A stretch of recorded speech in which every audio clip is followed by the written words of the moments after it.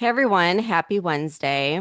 All right, so Tara, I want to start out with a new theory that I have on the whole Elon Trump feud. And this is kind of out there. It's one of my crazier conspiracy theories, but hear me out. So, yesterday I come across this video of Speaker Mike Johnson, and he's being asked about, what happened with Elon, and he genuinely seemed shocked. He's like, I was literally texting with Elon and we were laughing and joking around like just a little bit earlier in the day before Elon had gone crazy and posted all that stuff. And he's like, I don't know what happened. As far as the spending bill, like he's known about it for months and he understood it's not going to include everything he wants and you're not going to get it right with just one bill, but he understood this is a long game and like this is just a stepping stone and blah blah blah. And then, even with Trump, Trump was like Elon was upset about the canceling the EV mandate, but he's known about that for months. Why didn't he say something months ago? And you and I were like, it's like we're in the twilight zone. One minute they're best friends, and then the next minute, you know, all of a sudden Elon's like gone crazy. Like, what the hell's happening?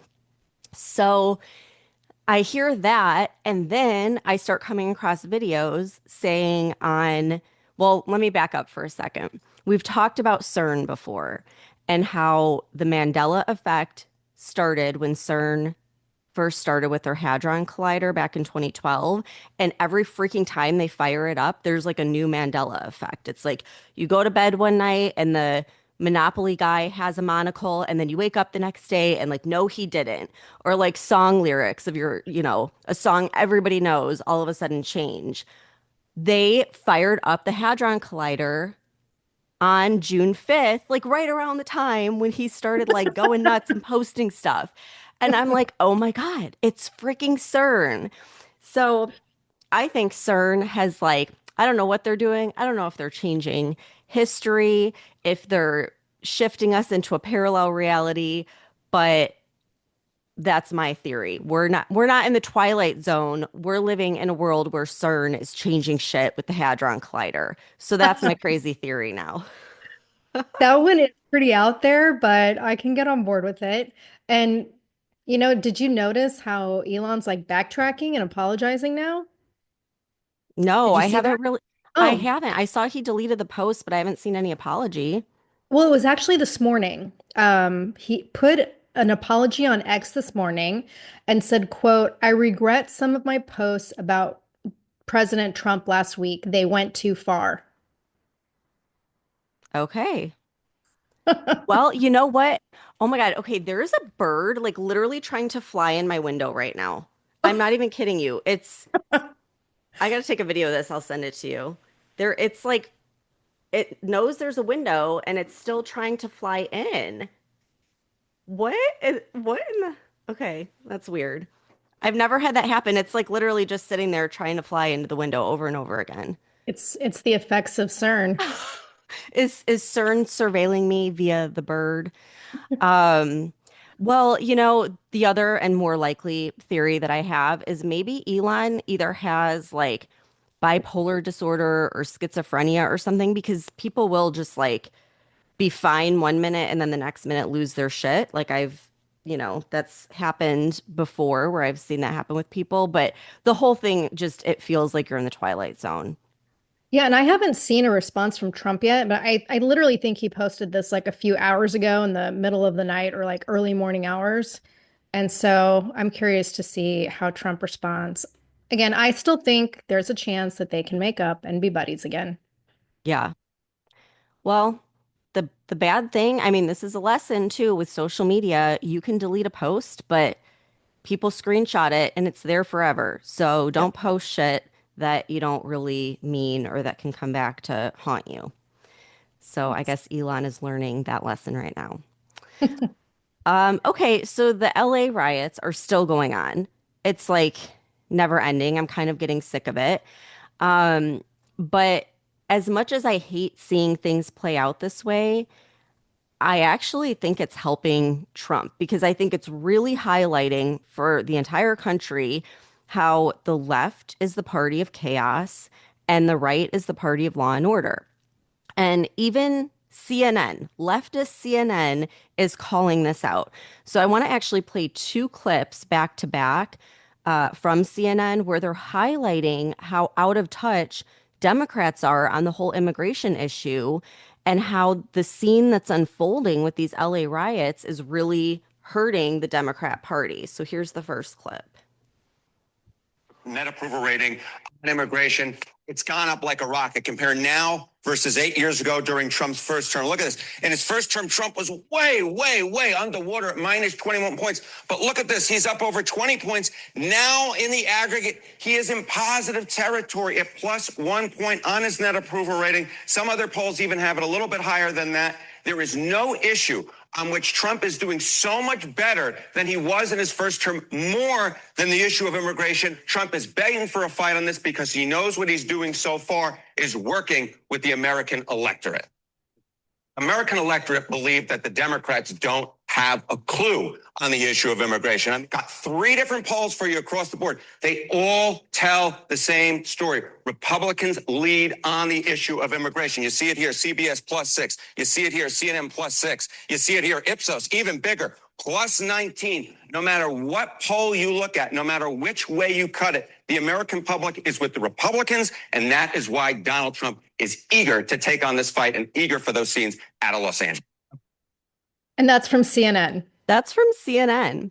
And I Mhm. was like, it's so true. This whole thing really is making the left look bad. And we've talked about this in the last episode, but this is what the American people voted for.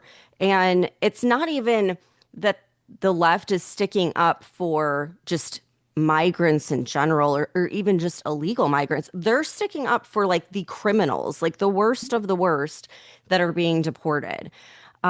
So yeah, if CNN is putting out a warning flag, the left might want to listen, but they're not. They're going to keep going with this and it's going to keep hurting them. And the way that Newsom has acted with this whole thing, I mean, it's just as bad as with the fires, where he's showing up late to the show and has no idea what to do. And I think that this has completely destroyed everything he's done this year with his podcast and this whole act of trying to pretend he's a moderate. Like his true colors are shining bright and showing he's a pawn of the extreme left. I mean, this is nowhere even close to being a moderate. And if he was smart, he would have used this as a way to appeal to the majority of Americans by siding with Trump and graciously accepting the National Guard. That actually could have probably tricked some people into thinking maybe he has changed, maybe he is more moderate now. But he chose to do the opposite, which completely tanks his chances of ever appealing to the majority in a presidential election. And as CNN put it, the people are with Republicans on the issue of immigration across the board. And these LA riots, they solidify Republicans are law and order, Democrats are the party of chaos and criminals. Yeah, I was listening to Mike Halpern this morning. Have you paid attention to his new show on Megyn Kelly's network? No.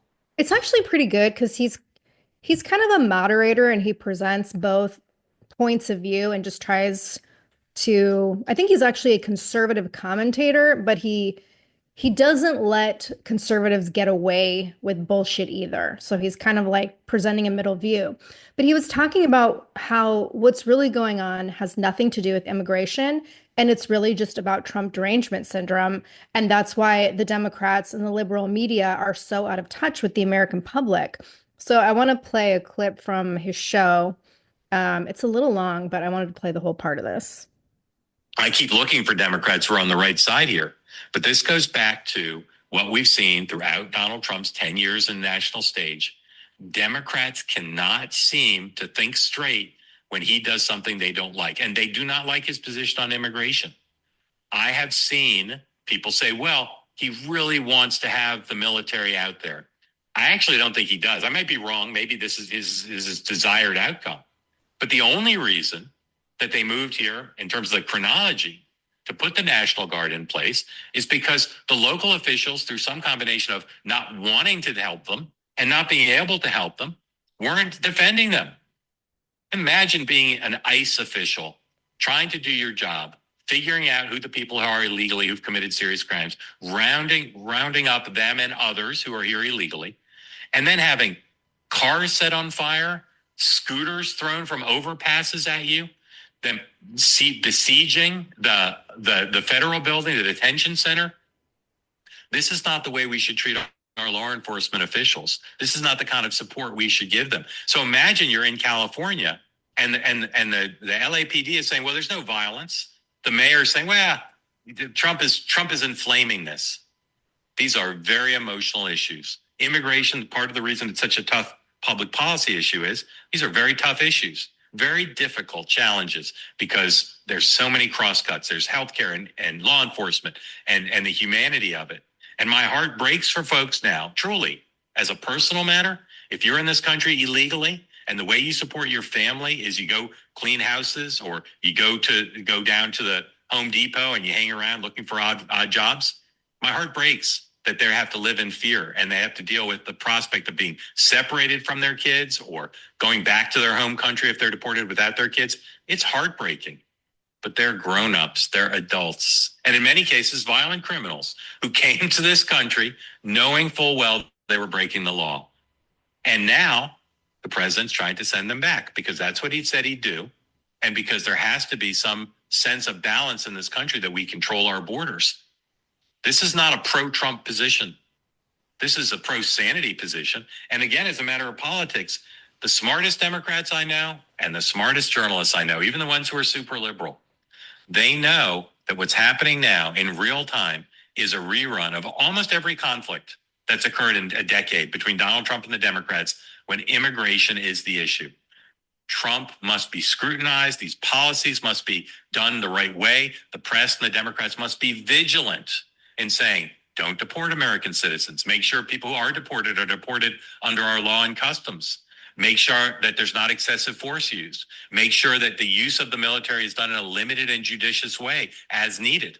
All those things must be done. But you lose the credibility to be a voice, whether you're a Democrat or in the media, to raise these questions. If you start from the premise that the reason there's rioting and property destruction and harm being inflicted on government officials, law enforcement officials, if you attribute all that to Donald Trump rather than the rioters and rather than the local officials who have not sufficiently stepped up to stop them, you're making a mistake. You're making a moral mistake, okay? And you're making, if you're a Democrat, a political mistake. I can't tell you how many Democrats I continue to hear from who want the topic to be Donald Trump's evil rather than basic fact. Law enforcement officials are doing their job and they're being physically threatened because of it. And the people in charge of protecting them are not stopping it. What do you think? Well, okay, first of all, when he said how his heart breaks for the people that are here illegally that aren't criminals, like, you know, I get what he's saying, but like you said on the last episode, if you overstayed your visa in the Czech Republic or any other country, you wouldn't be thinking, oh, okay, I wonder if I'm going to get caught and deported. You'd be thinking, they're going to catch me. I'm going to get deported. And what are the stiff penalties going to be that come with that? So it's like you made the decision to come here illegally. You're going to face consequences. And we are the most lenient country in the world, I think, when it comes to this, because I know that pretty much everywhere in Europe, if you violate even your tourist visa by an hour and you get caught, you are kicked, you can't come back for 10 fucking years. Right, right. And there are people here that have to go back to their country that came here, you know, the right way. And yet the left's not sticking up for any of those people. They only seem to be sticking up for the criminals. And the thing with LA, there's so much video footage going around and all of it. It's so crystal clear who the good guys are and who the bad guys are. There was one video, it actually surprised me because it was a reporter that was there as they were shooting like the rubber bullets at the protesters. And she was like screaming in the microphone because it was all happening right in front of her. And she was like, the reason the cops are doing this is because they were just attacked. These people are throwing commercial grade fireworks at them. That is why they are protecting themselves. This is not them instigating it, it's the rioters instigating it. So that surprised me, a reporter actually being honest, because we don't see that very often. But yeah, this whole thing, again, this isn't 2020 where people are siding with the rioters. I think people are sick of this shit and ready for some law and order in this country. Yeah, and that's exactly what's going on because, like you just mentioned, and in the clip that I just played, he talks about how ICE agents are being assaulted and local governments aren't doing shit about it. So I looked up some stats and I was really surprised, Stephanie, because the DHS put out a press release a few days ago on the 7th and showed that there has been a 413% increase in assaults on ICE law enforcement officers just during the past month or so during these recent operations. And where have most of them occurred? In fucking Los Angeles. And in addition to just assaulting the officers themselves, we've seen how, rioters are surrounding ICE facilities. This is going on in multiple states, slashing vehicle tires for ICE vehicles, defacing buildings, and they're doxing ICE officers' family members. And it's the liberal progressive leaders on the left that are responsible for this because you have these liberal governors and members of Congress that are vilifying and demonizing law enforcement. And the rhetoric they're using is basically emboldening this violent behavior, which is being interpreted by these unhinged activists as go time, right? And then for the most part, local leadership is doing nothing to stop it. Why? Because it's all by design to fan the flames and create more division in the country and try to intimidate law enforcement officials from doing their job, just like in the summer of 2020. And the difference this time is that we have a federal government that's actually stepping in to protect federal law enforcement employees and protect law-abiding citizens because liberal governors and mayors refuse to do their fucking jobs. Yeah, this whole thing, it is like Trump derangement syndrome. And these ICE officers, they're not even the ones making the call. Like they're just Right. literally doing their job.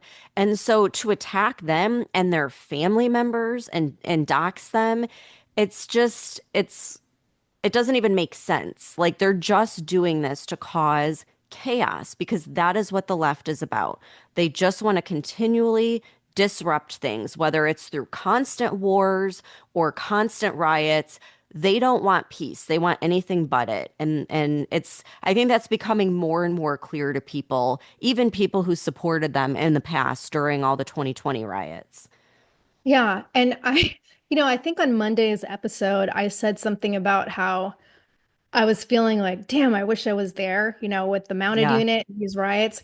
And then I've been watching this show on Discovery Plus. I think it's like Late Night Lockup or something like that. And it's kind of like cops, but it's following cops in different areas during the night shift. And I'm watching these calls and I'm like, yeah, no, no, I don't really miss it. I know. When you said I that, I don't was miss it like, at all. you couldn't pay me enough to Yeah. step foot in California, let alone go and deal with this shit. Yeah, so I take that back. But and I want to talk about Newsom in particular because I honestly think he's handling this very poorly from a political perspective. And he's trying to come off as the savior of California. I listened to his podcast, and so this either came out yesterday or this morning. His podcast was just a like 7-minute statement about what's happening in Los Angeles and the way he took on the official governor voice and not his like, hey, let's sit here and have a chat voice. And he was talking about how nobody in Los Angeles is safe because Trump is an authoritarian who's targeting the poor immigrant people who can't defend themselves. And ICE is snatching up law abiding dishwashers and seamstresses and children and pregnant women and sending in federal resources because he doesn't want to be bound by constitutional law, which is hilarious coming from the governor who has literally been breaking federal law for years with his sanctuary city shit. And of course, he brought up January 6th as an example of Trump orchestrating lawlessness and violence and how none of this would be happening in California if it wasn't for Trump. But This morning, my husband sends me this text message with an old clip of Gavin Newsom in 2020 when the, you know, Americans, the patriotic Americans were protesting in Los Angeles, and I want you to hear what he had to say. Let me be clear. There will be no tolerance for violence. That's why today, along with the CHP and Office of Emergency Services, I've activated the California National Guard to support the CHP to enhance security with an initial deployment of up to 1,000 Guard members to protect critical state infrastructure in and around the state capitol. Also today, we're standing up temporary security perimeter around the capitol. We'll, of course, share additional information and additional measures that we're taking in the coming days. But let me be clear.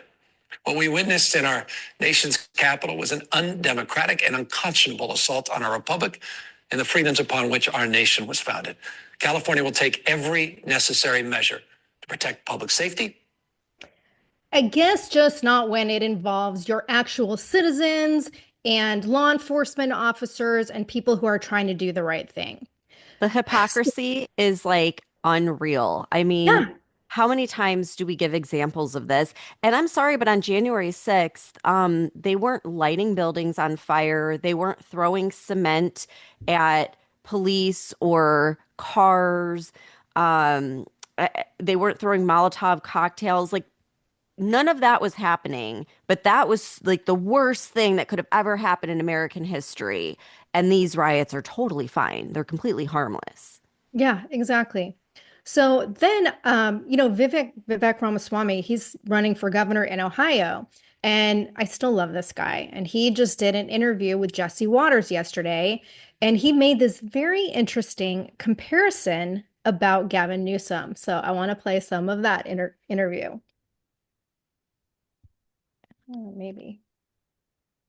Ramaswamy is here.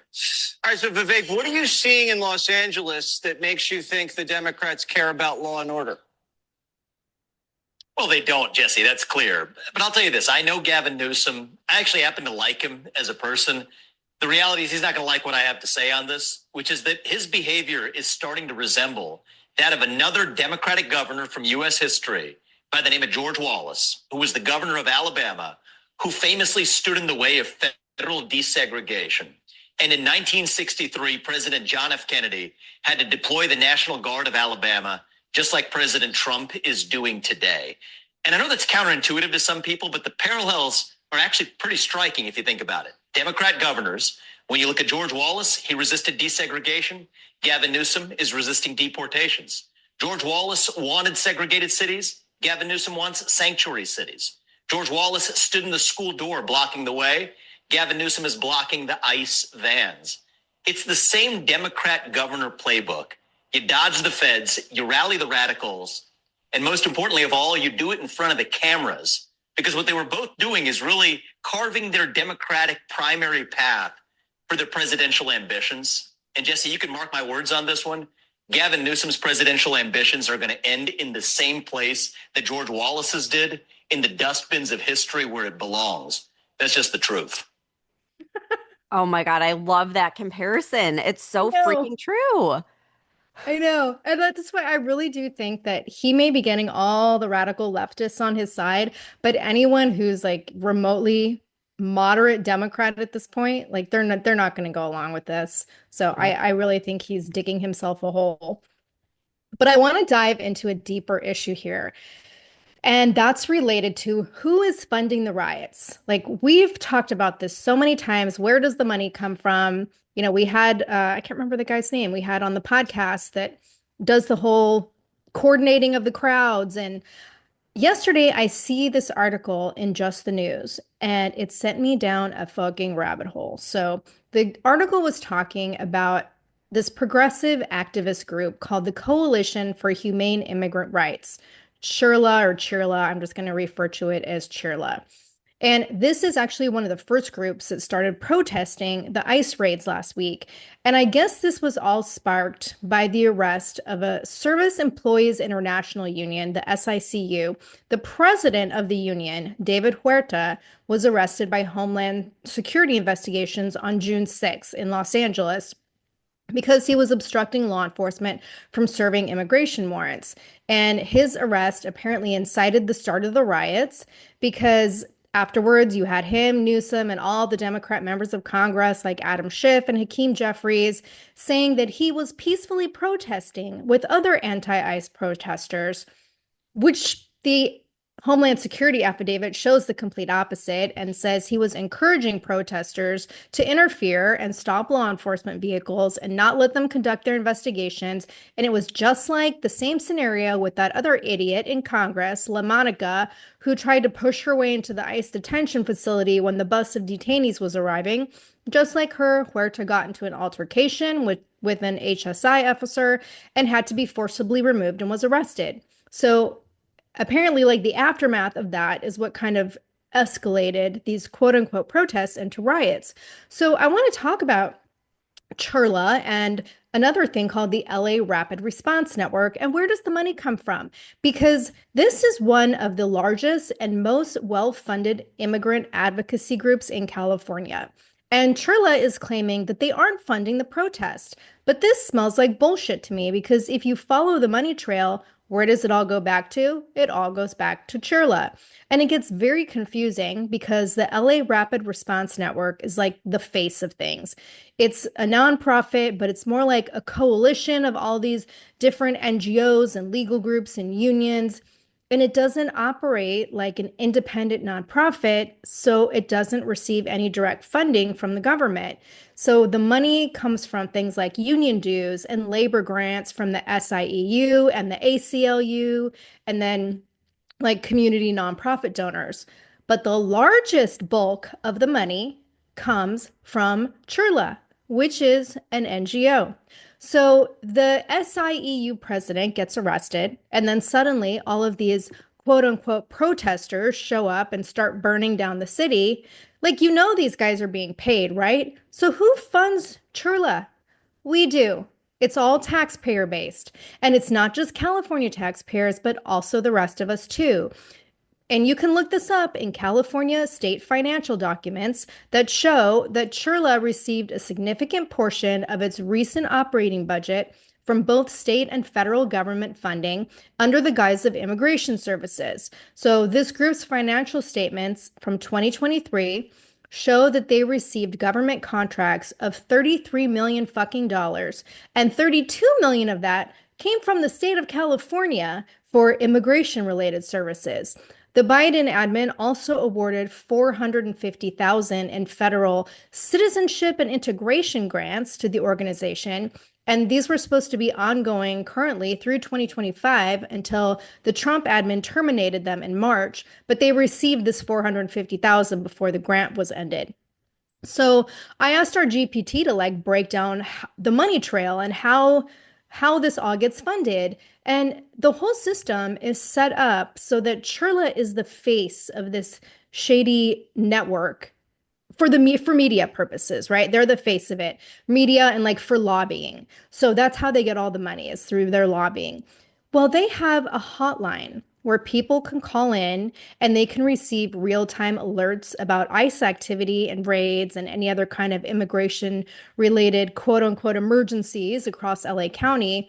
And this is so fucking well coordinated because when a tip or a text comes in reporting any suspected ICE activity, whether it's a raid, an arrest, a detention, they get all the details and then they activate a deployment protocol where organizations like Immigrant Defenders Law Center send out legal observers to document what ICE is doing.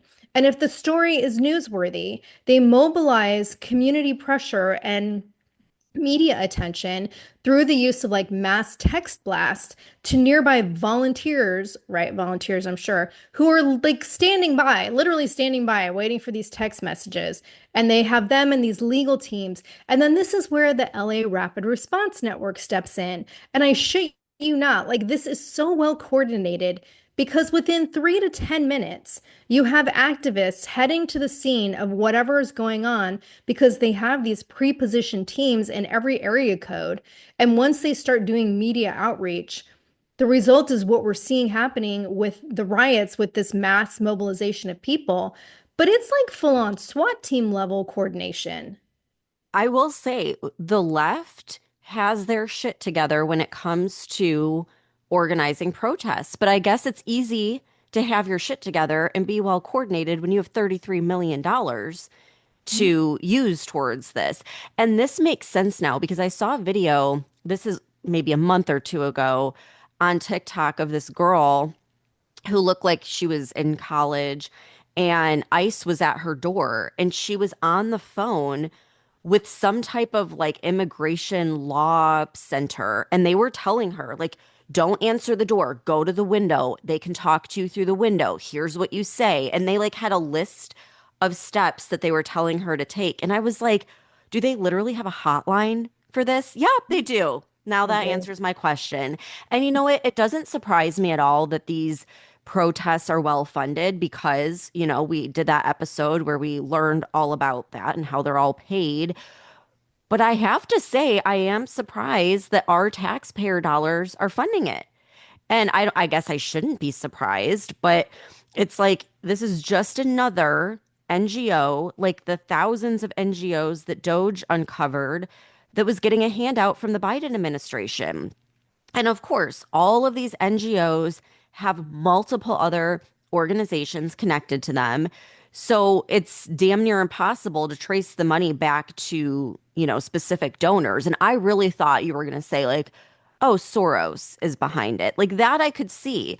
But I wasn't expecting, like, yeah, the the Biden administration and the state of California hands them $33 million.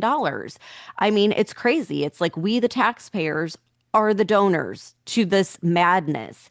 And I saw another thing going around yesterday on TikTok is people were posting that these biometric masks, which are like $70 a piece, are being dropped off all over LA, but not just LA. Like people were talking about this in Austin, Dallas, Miami.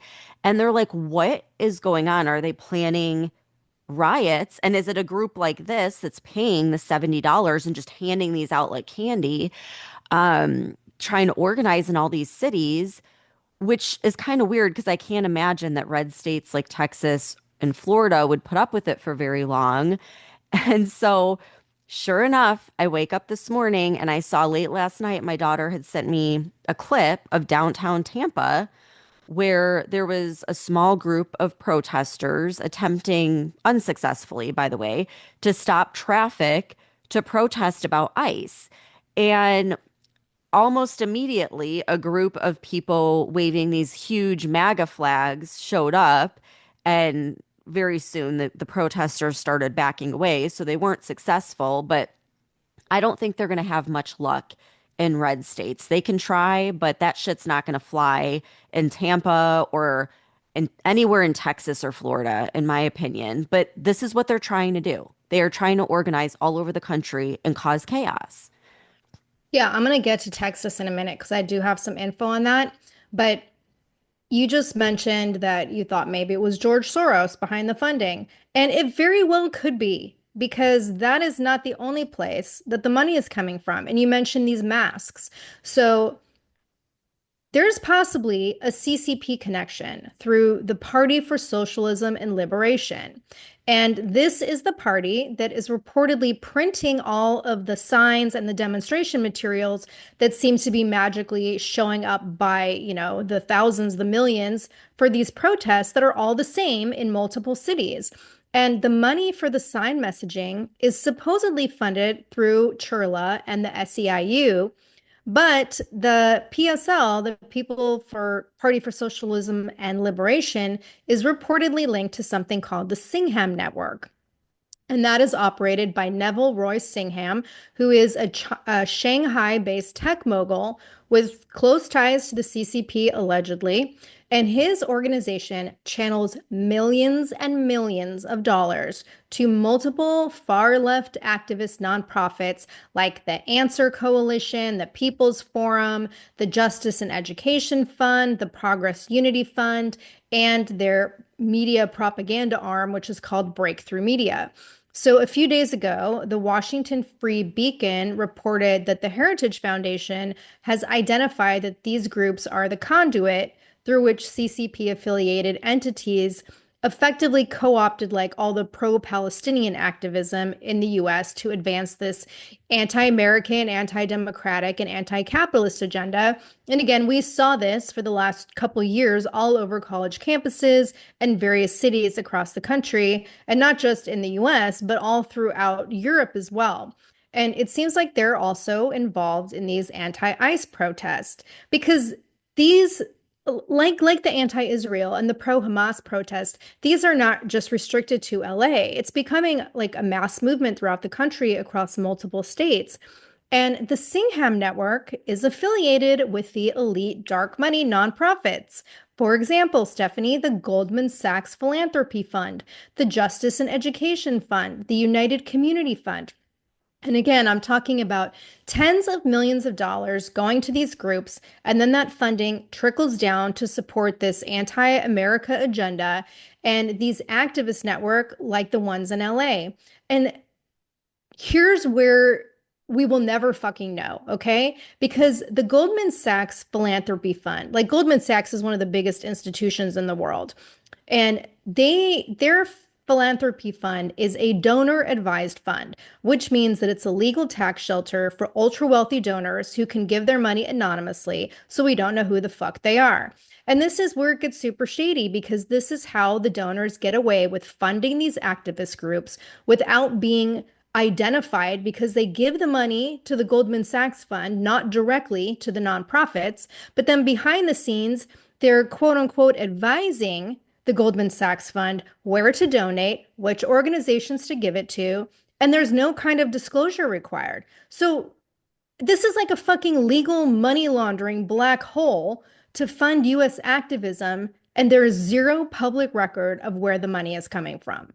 Yeah, it amazes me that you can do this anonymously, but I remember when the Tesla protests were happening last month, and I was so frustrated because I was trying to go into the nonprofits that were deploying these activists and paying them to see where their funding came from. And it was like it would give me another NGO that they get their money from. So then you go to that NGO and there would be another one. And then you'd go to that. And then there'd be like a series of 10 that would all, and it just went on and on and on and on. And there's like no person attached to any of them. It's just a series of what seem to be these shell organizations so that you can't follow the money easily. And I don't even know if you could eventually track it back to anyone. It's just a whole bunch of, nonprofits that have no face to it whatsoever. And it's crazy that that's allowed, but they know what they're doing. They know how to work with these loopholes and get away with it. And just speaking of like this spreading outside of LA, there was this rumor, and I think it was one of these groups that were probably behind it, but there was a rumor that started about ICE raids happening in Minneapolis. And it ended up having nothing to do with an ICE raid. It was a warrant that the police had. But regardless, the rumor started and it led to protests forming in the streets. And Senator Omar Fateh seems to have fueled a lot of the protesters because they go on social media and say, quote, on scene are DHS, ICE, FBI, sheriffs, and MPD, and what he describes as a blatant fascism on display. Then he posts another follow-up post and says, while the mayor has told us ICE is not welcome in our city, what residents saw was their deployment assisted by his MPD, Minneapolis Police Department. And so people took to the streets and they started clashing with law enforcement, and it was like a whole shit show started, all from a freaking rumor. So I want to play a clip from the Hennepin County Sheriff where she's explaining what happened and how ridiculous the whole thing is. Came out on social media from elected officials was highly irresponsible. There were ways for them to have accurate information, and instead of getting accurate information, being impulsive and putting out things that could potentially incite riots is senseless. Okay. I will tell you, as far as the Hennepin County Sheriff's Office, we do have a deputy that is assigned to human trafficking. We do have partnerships with our federal partners. I don't know of one person who is okay with human trafficking in our communities. I don't know of one person who's okay with drug smuggling in our communities. Yesterday's incident was a criminal investigation. So putting out the rhetoric that that was a raid, it was not a raid. Putting out the rhetoric that that was an immigration enforcement, the Hennepin County Sheriff's Office does not participate in immigration enforcement. Elected officials have a responsibility to their constituents to put out accurate information. They don't have to agree with it, but do not mislead the public, causing more harm to our communities. What is important for people to know, yesterday's incident was one of 8 search warrants for a transnational criminal organization. So, yeah, transnational gang members. That's who they were going after. And this senator decides to make it sound like it's a raid where just, immigrants are being attacked. And that's not the case at all. Like these are criminal warrants that they had. So once again, they're sticking up for criminals and causing all these issues just like in 2020. It's like, oh, where could we go? Minneapolis, they'll riot. So let's go and stir a bunch of shit there. And it's like, that's the left. That's the left. They're going to side with transnational gang members over US tax-paying citizens and cause havoc in their communities. Then that's not all happening in Minnesota.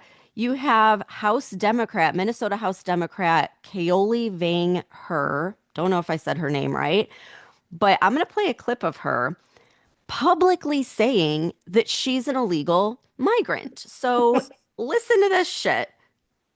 That we came here because my grandfather was a colonel in the Secret War. And I thought that that meant that we were in line to come to the U.S. And my father told me that that was not true, even though my parents both worked for a Christian organization. And my father actually worked at the U.S. consulate because he was one of the few people who could speak English and he could type really fast. And apparently that was a very valued skill then. So they had my father move away from the refugee camp from my mom and my sisters and I. And he went to live at the consulate where he processed all of the paperwork for the refugees that came to America. And we had missed our time to come to the U.S. 3 times. And if we didn't come that last time, we would not have been able to come to the U.S. And I said, wow, what luck of ours. And my mom said it wasn't luck.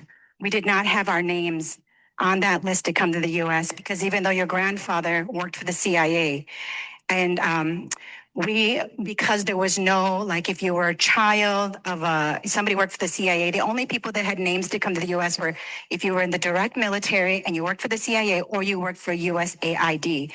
And which is why it's so personal to me that USAID is getting unfunded. But we did not do either one of those. My parents' Christian organization did not count.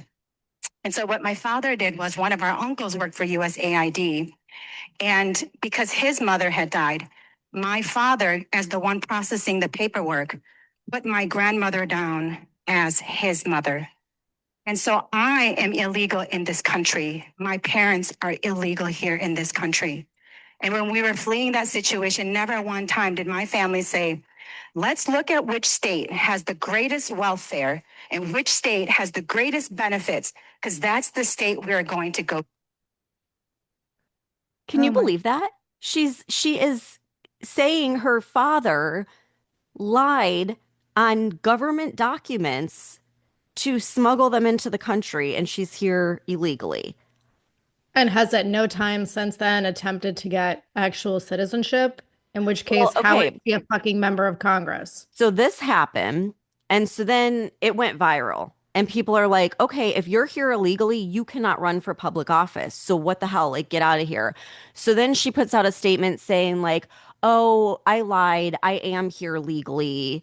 And like, is totally backtracking. And so I think there's multiple people looking into it and trying to see if she actually is here legally. And like, you would think she would have gotten her citizenship at some point between then and now. But I mean, to just blatantly be like, yeah, we came here. My dad lied on documents. So, I'm illegal. I don't really know what point she was trying to make with all of that. I think it just was incredibly stupid. And now she has a target on her back because a lot of people are calling for her resignation. And I don't blame them. I don't blame them at all. I saw something this morning too, and I don't know who it is. You might know because it's a TikTok social media influencer who is like a migrant influencer.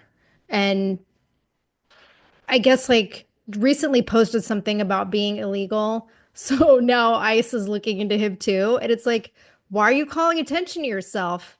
People are stupid. That's why they're stupid. And they have these people on the left that give them this false hope. And that's what I think is really cruel. You know, all throughout the Biden administration, they made all of these promises that they knew they couldn't keep, you know, trying to make people think you can come here and you can stay here. And that's none of that was true. And so they gave people hope. And now, obviously, like, they're going to get deported. And who's the bad guy? The person who told them, yeah, come over here, you're fine, and uprooted their life. Not Trump, who is like literally following the laws that we've always had. It was Biden that decided to not follow them and give these people false hope. Not only is he following the laws, but he's following through on his campaign promises. This is exactly what he told the American public he was going to do. And he did say that he was going to start with the criminals and the gang members, but eventually illegals, because it is a crime, are going to be deported. So the media spin on all this, like, oh my gosh, he's become an authoritarian dictator. Like, no, that was his campaign. That's what the Yeah. people voted for. And the way that the media is handling this is just so absurd to me. I don't know if you saw the news clip of ABC anchor Jory Rand, who was reporting on the riots a couple days ago, and he was talking about how people just want to have fun and watch cars burn. Did you see that? No, you Oh, gotta be kidding me. let me play it for you. Oh my God. Could turn very volatile if you move law enforcement in there in the wrong way and turn what is just a bunch of people having fun watching cars burn into a massive confrontation and altercation between officers and demonstrators. And he's saying this while the footage is showing the city burning behind him. And it's the government coming in to ruin it for people who just want to have fun watching cars burn. They just want to watch cars burn. I mean, come on, can't you let them have a little fun? Never in my life have I thought, hey, you know it'd be fun. Let's go like watch our city burn down. Like that sounds Right. like fun. That's like in 2020 where the guy had the building like on fire behind him and he's like, "Oh yeah, the protests are peaceful." And like there's mass chaos. It's Yeah, it's oh insane to God. me. And it's like, and then there's this perspective of like, you have this narrative from the media that's clearly false because we can see what's happening. You know, my mom told me yesterday, she sent me a text, and, you know, I told you many times her husband's totally liberal, and they were getting into this escalating argument yesterday morning because my mom was saying it's riots, and he was saying, no, it's protests because that's what CNN is saying. And I made some joke. I'm like, well, maybe you need to take him in for an eye exam if he can't see that what's on the television with the city burning is not a protest. But this narrative is just escalating chaos, and it's escalating fear among the immigrant population, and not just illegal migrants, but the population in general. And it's creating this further divide in our country. And just like things played out with the George Floyd riots, and you've got the same shit going on everywhere. You were talking about what's happening in Florida. It's happening in Chicago, where you have rioters looting and throwing Molotov cocktails at police precinct windows. And just like Newsom, Mayor Brandon Johnson is refusing federal assistance. So he'd rather just allow people to destroy his city. You've got anti-ICE protests happening in New York. I know at least two NYPD officers so far have been injured. In Seattle and Portland, it's the same shit show that it was during the Summer of Love, where rioters are graffitiing government buildings and smashing windows and lighting fires. And like, I don't know if that city ever even recovered from that chaos back then. I don't think they have. No, and it's just as you're saying this, I mean, I this is terrible for the citizens that are living there, but it's also kind of funny that they're destroying their own cities. Like they're not going into red states and like they're going into their own blue, the bluest of blue cities and completely destroying them because Trump is bad. Like how does that make Because sense? their mayor, governor, and city council all say nothing and let them get away with it. In Philly, you've got protests outside the federal detention center. Same shit as in LA, vandalizing, lighting fireworks, burning trash barricades. This is just typical blue state sanctuary city behavior that's being supported by left-wing nonprofits and organized labor unions. And several places, like in Philly, they're reporting that the unrest is, I think the police chief said, it's a bunch of out-of-state agitators that are being sent there to fuel the unrest. And so it's not even just their own citizens. And the only government that I have seen actually try to stop the insanity, because I hadn't heard anything about Florida, is Texas. Because there have been protests ongoing in San Antonio, Houston, Dallas, and of course, Austin this week. And some of them have escalated to the point where police have already used tear gas against rioters. I think this was in Austin. But why aren't we seeing news coverage of this like we are in LA? Because the fucking governor is proactive and immediately deployed the National Guard and state troopers. And I love what he did. He posted on X yesterday and he said, quote, peaceful protesting is legal, but once you cross the line, you will be arrested. FAFO, end quote. And I love this because it's short and sweet. Like, fuck around and find out, end of story, right? And meanwhile, you've got tone deaf Mayor Bass in LA encouraging riots under the guise of community organizing, like we talked about on Monday. But the ironic thing is now things are so out of control that last night she declared an emergency and issued a curfew for downtown LA to stop the vandalism and looting. But the ridiculous part is this curfew only applies to a 1 square mile in the 500 square mile city of Los Angeles. Like, how does that even make sense? What are they going to do? They're going to do the same thing they've done in every other protest, every other riot. They're going to hop on their liberal funded coordinated buses and they're going to be dropped off in another area of the city, or they're just going to get their mass text that tells them where to go. It's like putting a fucking band-aid on a bullet wound and it doesn't work. History will repeat itself, just like the Rodney King riots in 92. Those started in South Central, then spread to Koreatown and Hollywood and all these other areas of LA. The 2020 riots, there was a curfew in place in Los Angeles. So what happened? They spread out to Beverly Hills, Santa Monica, and the suburbs. Like, Mayor Bass is basically literally pushing rioters to other areas of the city, which is only going to create more widespread chaos, destruction of property, and violence. And the part that just had me laughing, Stephanie, is at the same time, she is crying to the press that the resulting vandalism in the city is already so widespread that it's going to take the entire community to clean it up before the 2026 World Cup, because it's like city block after city block after city block covered in graffiti and broken windows and trash and burned shit. So yesterday, she's put out this request to local businesses and volunteer groups to help clean up the mess and not just leave it to municipal crews. And she's framing it like it's some kind of shared responsibility for the residents of Los Angeles to clean up and fix what she and Newsom have been allowing rioters to destroy. And it's completely insane to me, because who's going to pay for this? California taxpayers. That is, if there are actually any taxpayers left in California to fund the state's continuing spiral after this is all over. This is help the criminals and fuck over law-abiding citizens. That is California. Well, it's just crazy. It's like it's her job to keep her citizens and businesses safe. That is her job. She doesn't do her job. She lets chaos ensue. And then she's saying, oh, you have to go clean it up. That's your job. Just like with the wildfires, it was her job and Newsom's job to clean up the debris and have the water reservoirs filled. They didn't do their job. And then they say, oh, it's on you. Like, good luck trying to rebuild your house. We're not going to give you permits. That's your fault. I mean, it's insane that anyone still lives here. I mean, it's crazy.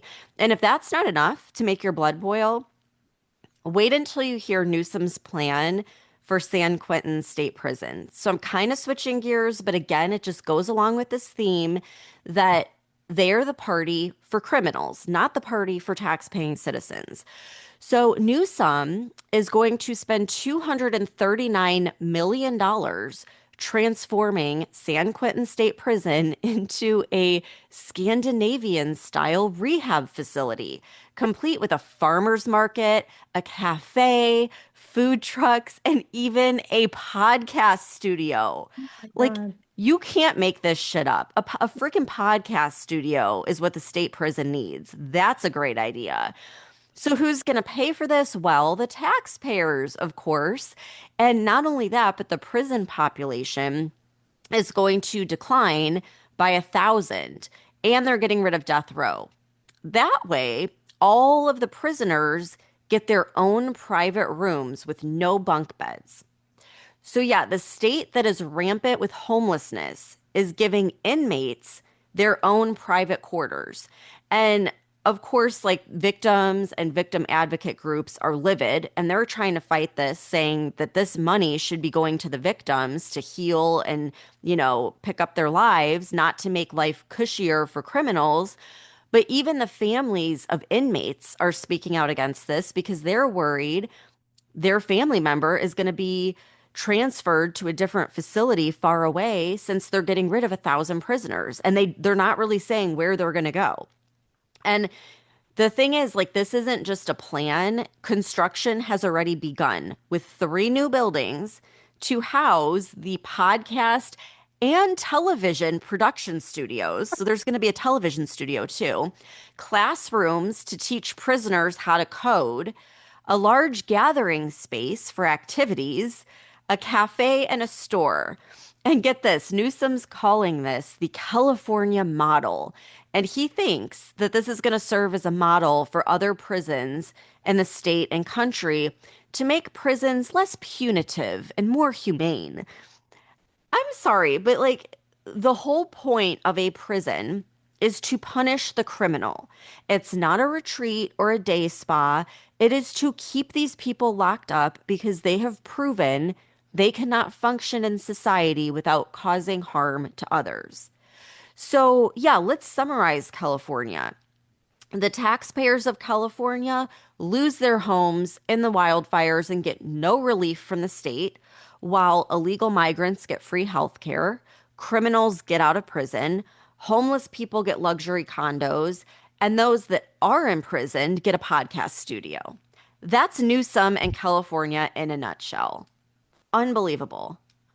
Like, you cannot make this shit up. You just No. can't. This It's is like, is this a absolutely insane. joke? Is this a big joke? Like, is someone gonna pull out the candid camera? No, this is the reality for California. Yeah, and it's supposed to be completed, I think, by the middle of 2026. So, Just in time for the World Cup. right, yeah, exactly. I'm sorry. Like, people of California, you need to wake the fuck up. Like, any law-abiding citizen in a blue state or a blue city needs to wake the fuck up. You think your lawmakers are progressive and compassionate. The bottom line is they don't give a fuck about you. They really don't. They sympathize with the criminals and downplay illegal immigration and ignore victims of crime and essentially turn your cities into third world shitholes under the guise of equity and fighting systemic racism and supporting migrant dignity.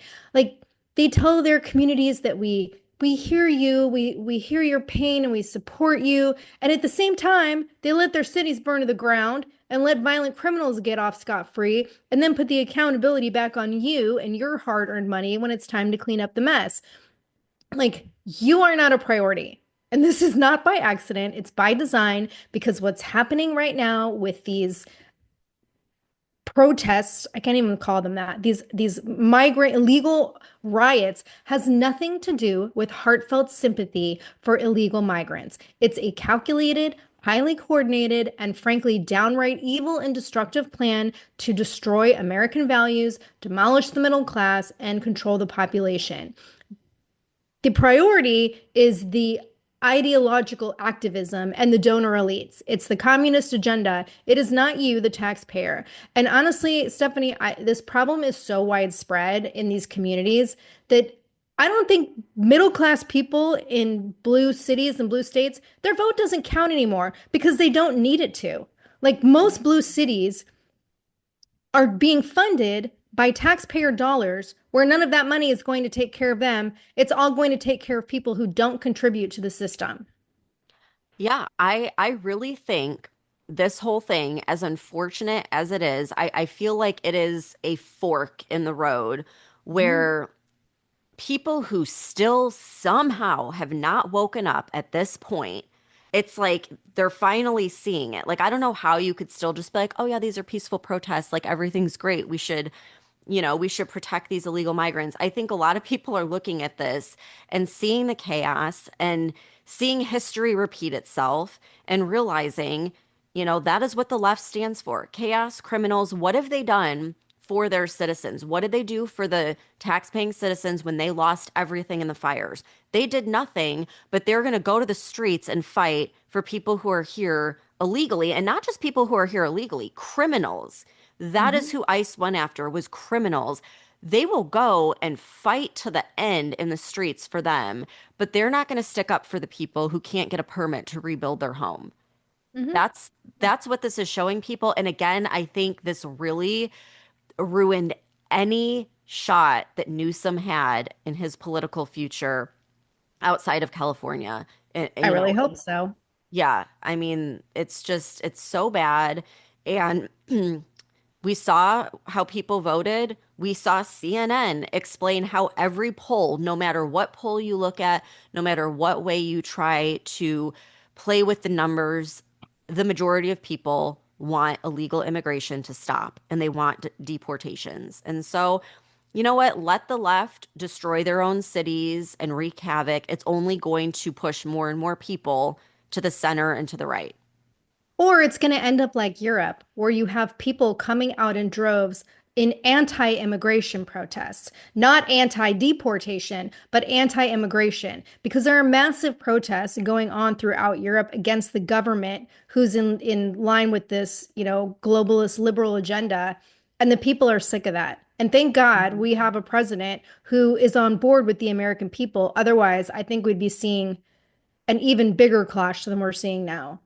Oh, yeah, absolutely. Well, I'm pretty sick of talking about it, so hopefully it'll fizzle out soon, but we'll see. We'll keep everyone posted. So thanks for tuning in. Have a great day, and we'll see you back here on Friday.